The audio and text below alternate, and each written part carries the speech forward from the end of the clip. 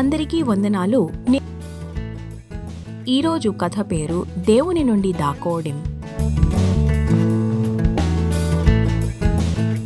కంటత వచనం 1 యోహాను 1వ అధ్యాయం 9వ వచనం నుండి తీసుకోబడింది.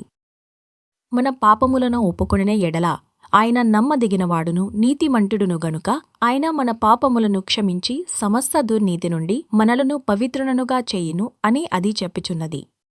ఈరోజు సందేశం ఏమిటంటే, దేవుడు ఇప్పటికీ మనల్ని ప్రేమిస్తున్నాడు మరియు మనం ఏదైనా తప్పు చేసినప్పుడు నిజంగా చింతిస్తే ఆయన మనల్ని క్షమిస్తాడు.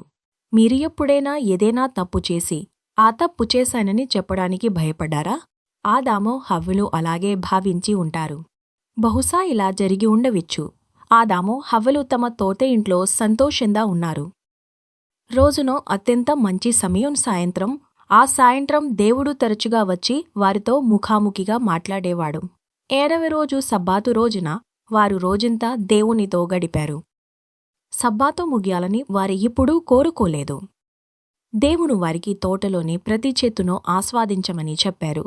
ఒక్క చెట్టు తప్ప, అది మంచి చెరల తెలివినిచ్చే చెట్టు.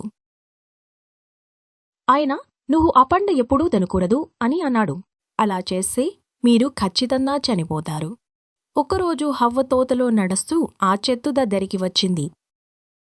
ఆమె దానిని చూస్తుండగా ఒక అందమైన జీవి పాము ఆమెతో మాట్లాడటం ప్రారంభించింది.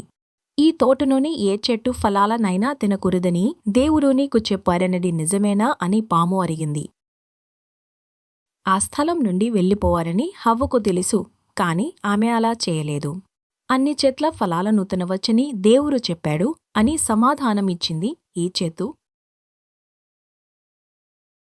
దాని ఫలాలను మనం తినకూడదు, మనం దానిని ముట్టుకోకూడదు కూడా. మనం అలా చేస్తే మనం చనిపోతాము. పాము, నువ్వు చావము అని సమాధానం చెప్పింది. మీరు దేవుడిలాగే తెలివైనవారు అవుతారు.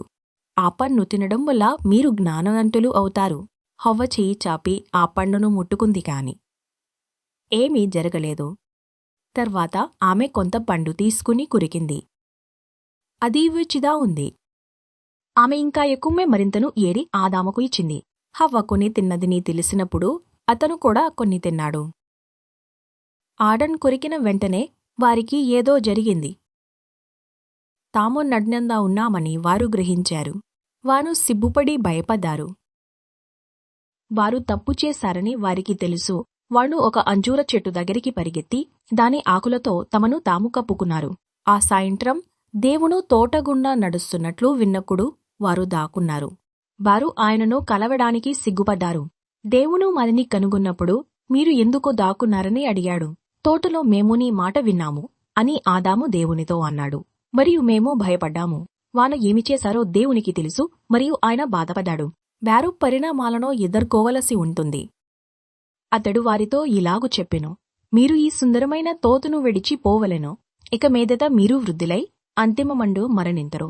తోట బయట జీవితం కష్టంగా ఉంటుంది. కలుపు మొక్కలు పెరుగుతాయి, మున్ను ఉంటాయి. వారు తమ ఆహారాన్ని పెంచుకోవడానికే చాలా కష్టపడాల్సి ఉంటుంది. మరియు మిగతావన్నీ కూడా చనిపోతాయి, మొక్కలు మరియు జంతువులు. ఆదాము హవ్వలు ఆయనకు అవిధేయత చూపారని ఎంచుకున్నప్పటికీ దేవుడు వారిని ఒంటరిగా వదిలిపెట్టలేదు. పరిస్థితులు చక్కదిద్దడానికి తన ప్రణాళిక గురించి అతను వారికి చెప్పాడు. ఆయన తన కుమారుడిని లోకానికి పంపుతాడు. ఆయన కుమారుడు చనిపోయి వారు చేసిన తప్పులన్నింటికీ నింద మోపుతాడు. ఆదాము హవ్వలు తాము చేసిన దానికి చాలా బాధపడ్డారు. దేవుడు ఆదాము హవ్వలను తనకు అవిధేయత చూపినందుకు క్షమించారు. మీరు తప్పు చేసినప్పుడు మీరు ఆయనను అడిగితే మరియు మీరు నిజంగా చింతిస్తే ఆయన మిమ్మల్ని కూడా క్షమిస్తాడు. మీరు సరైనది చేయడానికి ఆయన సహాయం చేయాలనుకుంటున్నాడు. మరియు యేసు మళ్ళీ వచ్చినప్పుడు మీరు పరలోకానికి వెళ్ళడానికి సిద్ధంగా ఉండాలని ఆయన కోరుకుంటున్నాడు.